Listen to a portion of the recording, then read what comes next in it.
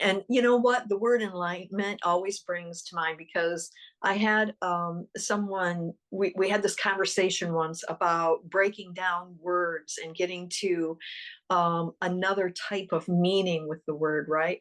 And so I break down that word. It says enlightenment. And so I always come back to that when I hear that word, like we weren't meant to feel alone and like we're in the dark, and but rather that to know that we are meant to be in the light, I right? like Enlightenment, that. yeah. Yeah.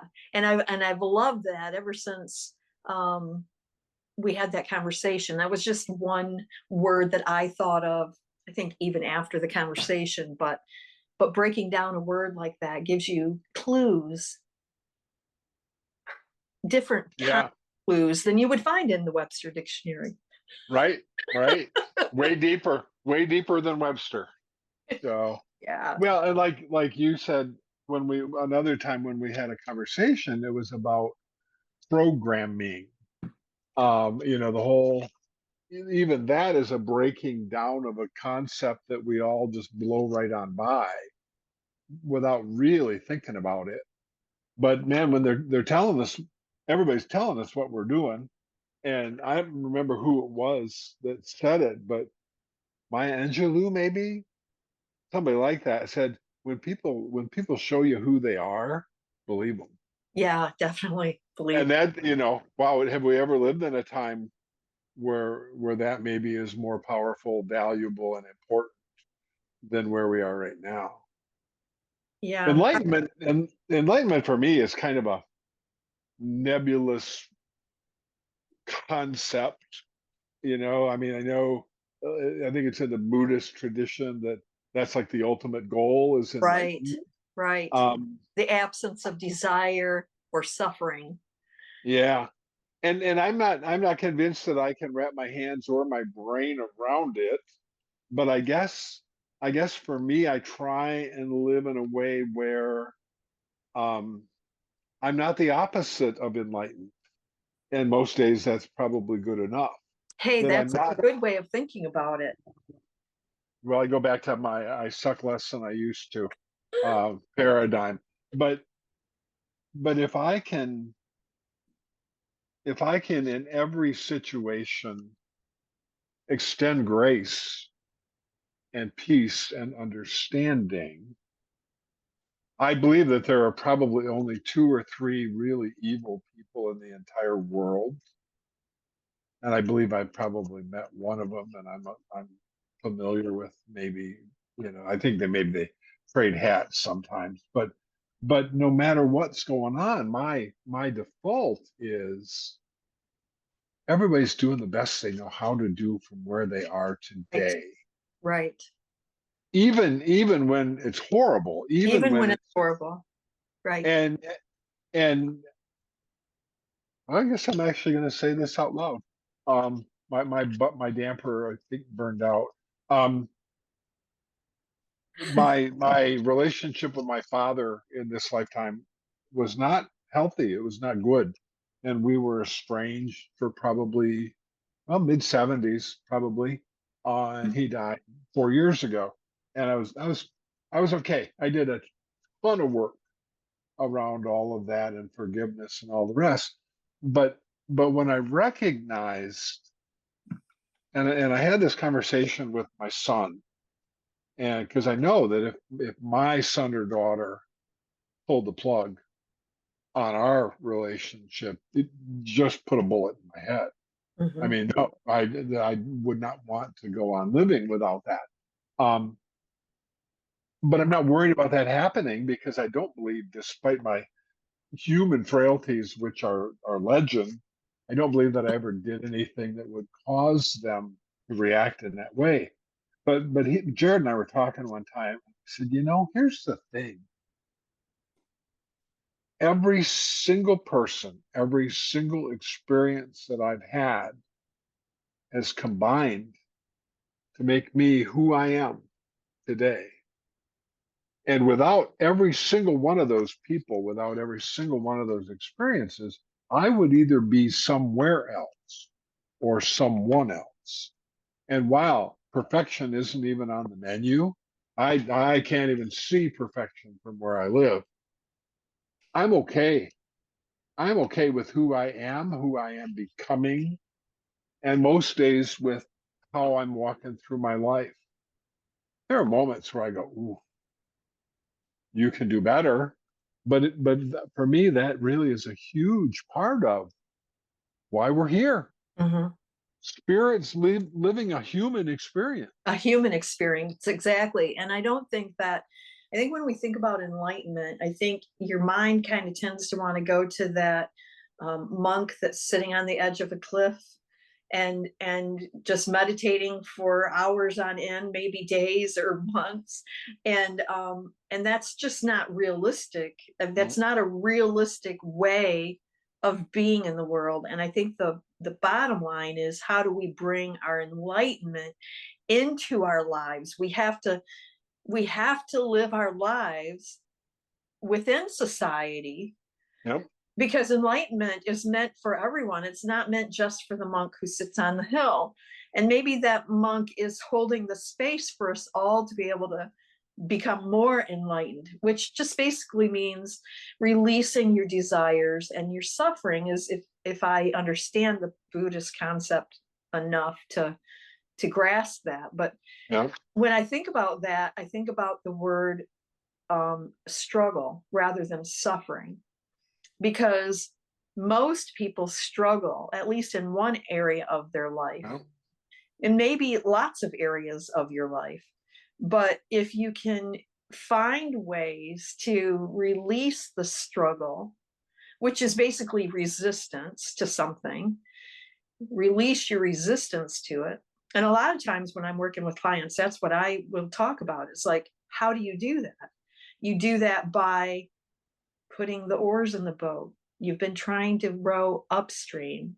Put the oars in the boat. You don't even have to do anything. Just quit yep. rowing. Get in the flow. Get in Get the back flow. in the flow of the stream, and the Yep, struggle disappears. And whatever you were struggling with a minute ago, if you can find the flow again, you go back to that thing and you can do it with ease and grace. You don't have to do it with struggle. So you have to notice first when you're struggling, and then know what to do about it. Walk away, put the oars in the boat, get back downstream, and then come back to that same issue, because whatever the challenge is that you're struggling with, it still probably has to be handled. But you yep. can handle it from moving downstream rather than trying to fight it going upstream. And and I kind of relate that to the word suffering, like, because when we're in struggle, we are suffering. We're making things so hard on ourselves. And we could do it with so much more, like I said, grace and ease. I read someplace that pain is inevitable, suffering is a choice. And Yeah, I'd never really thought of that before. But you look at people that you encounter who apparently their favorite affirmation, while I'm sure they don't think of it as an affirmation, is "I am so sick and tired of," mm, and they're yeah, always sick. They're always sick and they're always tired. Oh, the universe goes, well, I don't know why she wants more sick and tired, but she keeps ordering it, and our job is to deliver what she asks for, whatever or she asked he. for. And Yeah, especially you're really claiming it when you put the I am in front of it. I am, man. There are no two words more powerful in the universe. I love everything you said, and that image of that you get in your canoe and you head it upstream and you're paddling as fast and you're just, if And you're you're not lucky, going you're nowhere. standing still. Yeah, um you turn it around and you get in the flow, and everything you want, everything you need just is come. downstream. And for me, one of my key words: allowing. Yes. Allowing. I I can't tell you how many hundreds of people I've said, imagine right here on your forearm, you've got a beautiful script tattoo that says allow. And when you're feeling jammed up and when you're feeling that, oh, I got to make this happen. No, just take a breath. Run your hand over that tattoo as an affirmation of I'm going to allow. Yeah, And, that's a and great idea. Because so, we're all stuck in resistance somewhere, and the opposite of that is allow. So yeah. notice your And resistance and then rub your arm and say, I'm going to allow all this, whatever it is. and, I mean, sometimes we and have to allow the bad stuff too. Like I remember bracing myself against something. I just had this impending doom that was going to happen, right? And I had all this resistance, like I got to keep my guard up so this doesn't happen. But then you just let your guard down, let it happen, let it be done and over with, and move on. Like, just don't stay stuck in that moment, just move on past it, because sometimes we've built up so much resistance that there's nothing you can do.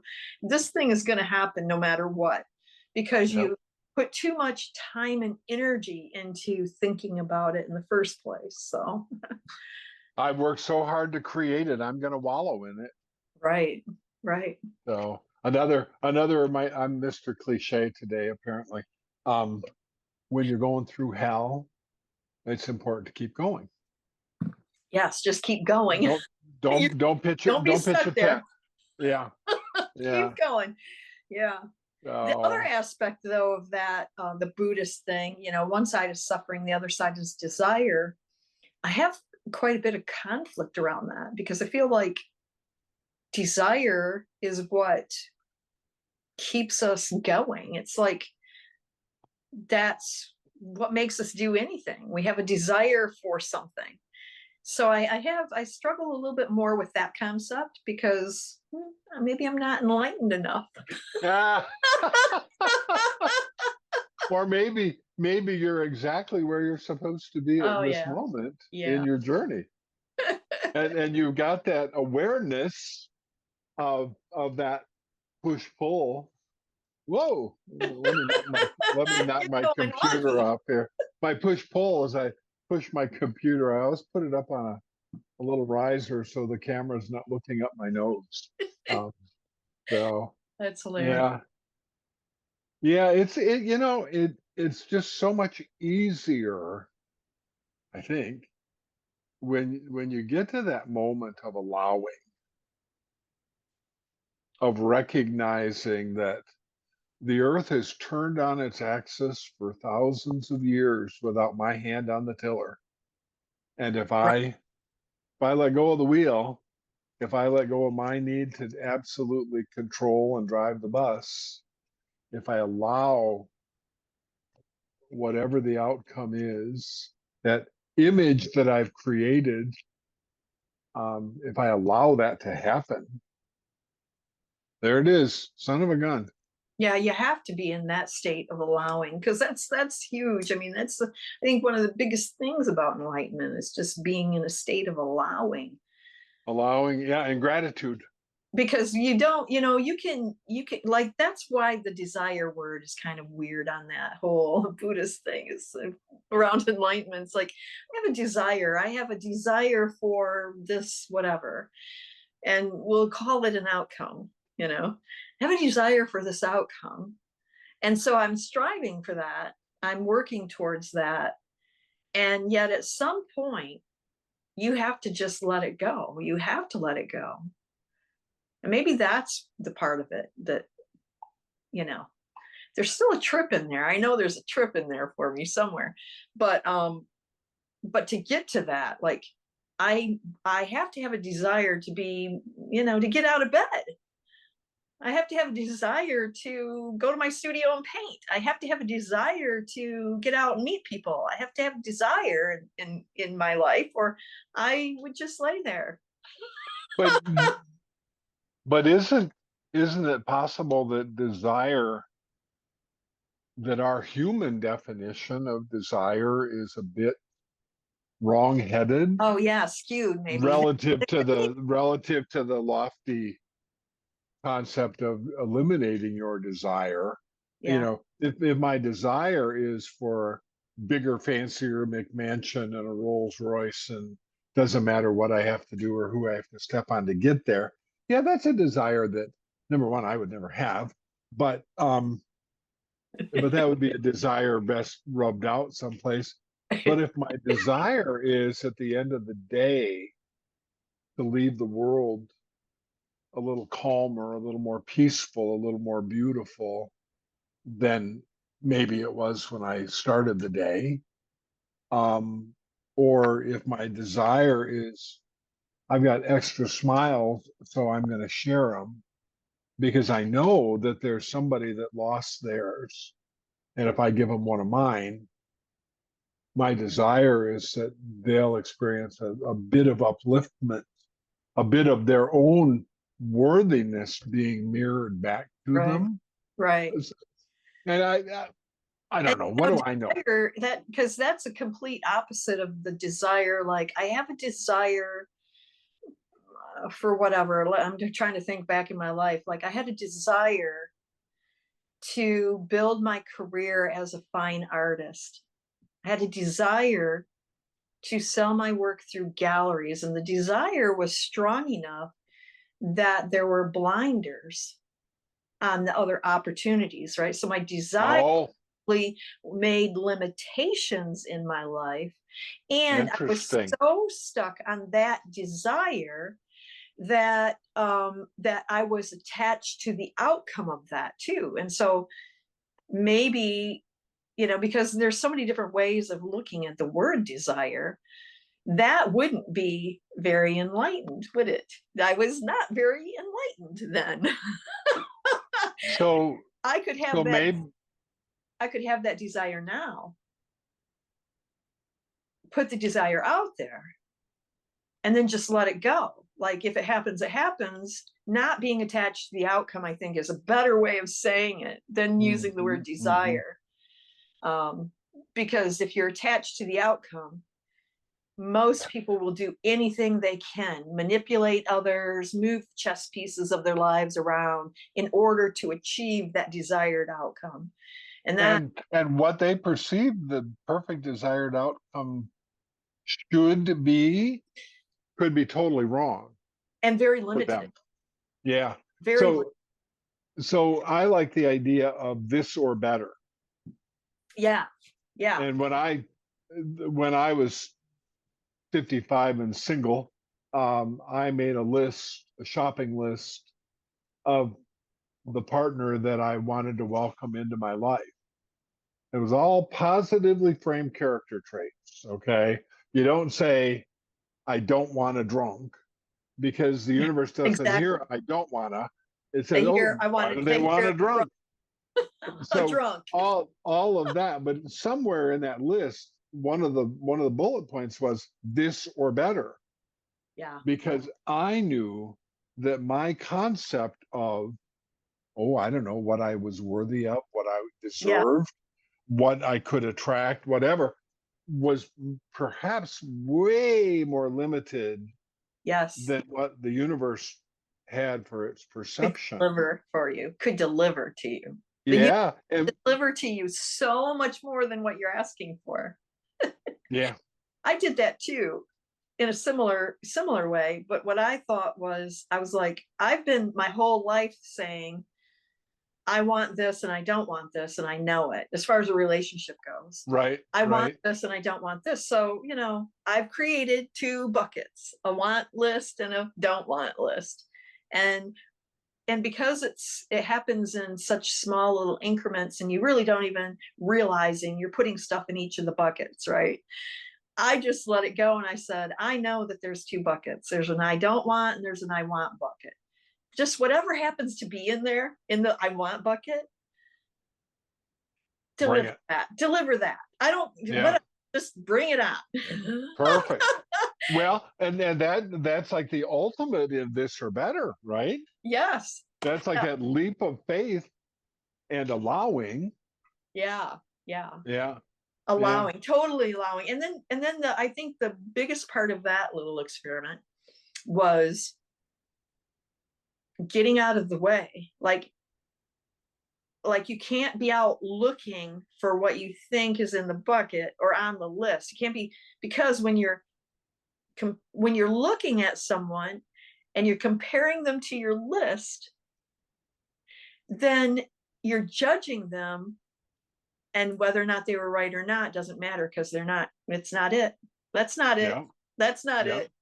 So I totally just like sidestepped the whole thing. Like, here you go. Here's my bucket. I'm turning it And over.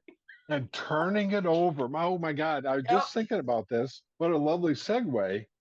Um, when we get out of the way,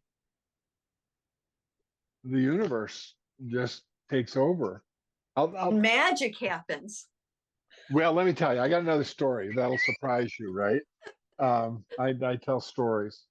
Years ago, 15 probably ish, I was sort of freshly divorced, and that was my choice. Um, but the real estate market was in the tank, and I was a realtor, and I couldn't stand to make my living off of the heartbreak and devastation of the foreclosure market that we were in. And quite frankly, I needed to regroup and figure out who the heck I was in the context of a 55-year-old divorced guy living in Grand Rapids, Michigan. But I pretty much got myself into a upside down, round and round kind of position. And one morning I went into my meditation room. I had the luxury, I was in a 4-bedroom house and my kids were grown and gone. And so I turned one of the bedrooms into a meditation room, which, oof, what a lovely thing that is. Wait. Um, but I went in that morning and I always laughed about it. I felt like I needed a lightning rod on my head, but I had pretty much a come to Jesus meeting with God. And I said, okay, here's the deal, God. You didn't put me here to live this way. And I did not come here to live this way. So I'm going to hand it all back over to you. Mm-hmm. And my order, my request is either fix it or take me home. I don't really care in this moment which way this goes. And I meant that.